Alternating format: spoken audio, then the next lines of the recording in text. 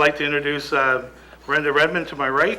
She's on the RD Parker 50th Anniversary Reunion Chair. Co-chair, along with Volker Beckman, who's in support today, and Brenda will be doing most of the talking today. So we welcome you both. And thank you. There you go. First of all, I'd like to thank everybody for inviting us here to give us the opportunity to be able to talk about our RD Parker Collegiate Reunion and celebration, really, of 50 years in Thompson. I graduated back in 1970, and my brothers and sisters are a little bit earlier than me, and Volker, I'll say, graduated earlier. We don't have to be a graduate, but what we want to do is we really want to celebrate 50 years of Thompson High School / RD Parker in Thompson, Manitoba. So this started probably back in January. We had quite a few people that had attended our 2002 reunion.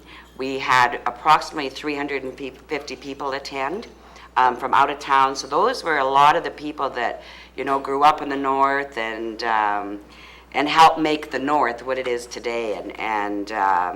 It was such a success. And those people came back to us and they said, we want another one. You know, we want another one 10 years down the road. Well, lo and behold, here we are 10 years down the road. And other people were interested, so it has expanded. It's expanded not just for the first 10 years, the first decade. It's expanded to include 5 decades. So we're quite passionate and excited about having something like this to bring to the City of Thompson and to RD Parker Collegiate. So going back to my first comment about Volker starting this in January along with Saya Gorgofsky, School District of Mystery Lake. There was a few of us that were on Skype. I was in Arizona, Judy was in Texas, people in Winnipeg, and we started talking about the idea of having this again. So we're here, it's getting closer, and we've managed to get a committee together, and we've now set the date. We've now got a web page online for registration. We've had approximately 300 people already confirm on Facebook that they want to come. That is very good, and this is going back probably a couple of months ago. So now that we've got our itinerary done up, it's now time to approach the businesses, get some sponsorship, and get our entries in for people to spread the word. So we are starting on Friday, September 28th. We'll go right through till Monday, October 1st. We have a weekend package, $125 for the weekend. That's going to include registration package, which is going to be at RDPC. RDPC has come forward. They're going to be doing the breakfast, some of the breakfasts. Thank you to the school board, the School District of Mystery Lake. We've had quite a few volunteers from them come forward to help us put this together as well, and will be working along with us. We're going to have a meet and greet at RD Parker on the Friday, followed by a choice of either going to the Foundation Gala that evening or a barbecue out at McCready Park. So there'll be a choice of an option of getting dressed up, going all out, or getting your blue jeans on and joining the barbecue. On Saturday, RD Parker is going to be putting on a breakfast for everybody. We're going to be having a city tour and parade, probably looking at old cars, hopefully helped by the RCMP. We've still got to touch bases with them. We will be having, Saturday is the big night. There's going to be a cocktail warm-up, a main banquet. We're going to be using the new Thompson Community, Thompson Community Center, thank you. And it'll be in the arena, the big arena.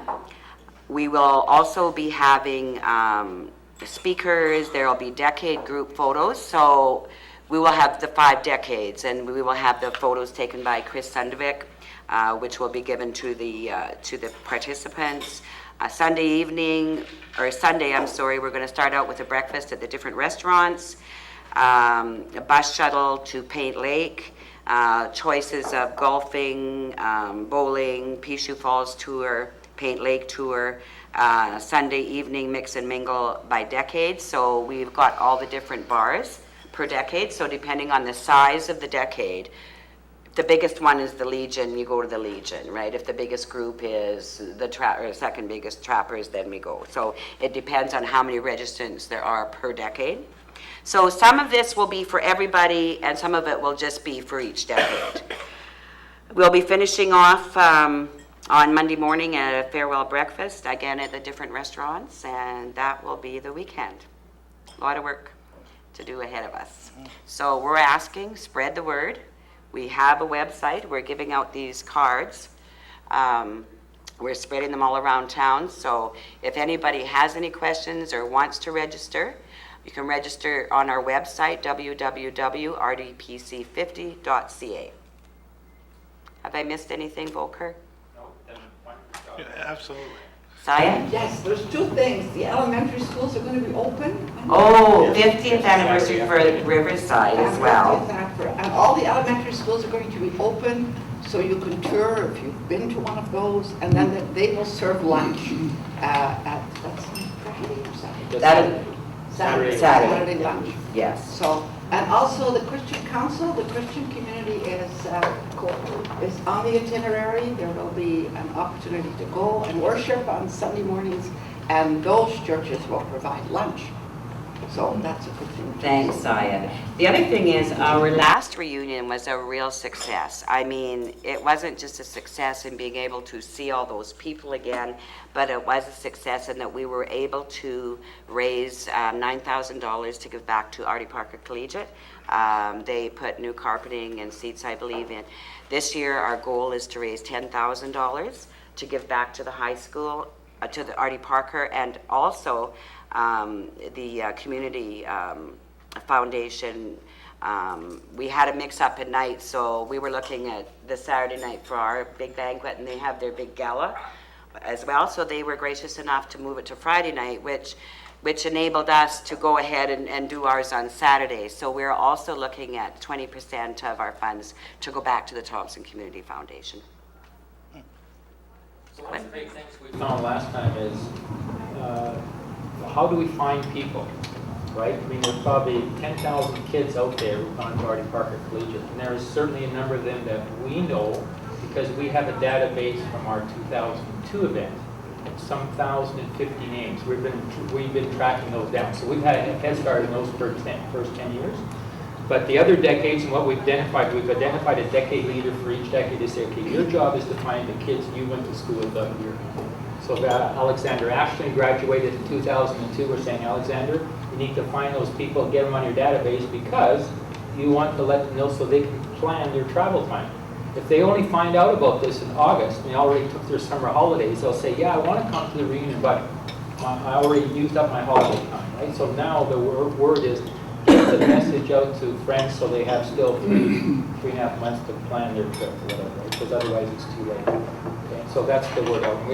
And you know, my sense is from talking to different people, when you're 30 years old and you've only been at a school 10 or 12 years, reunions aren't that important.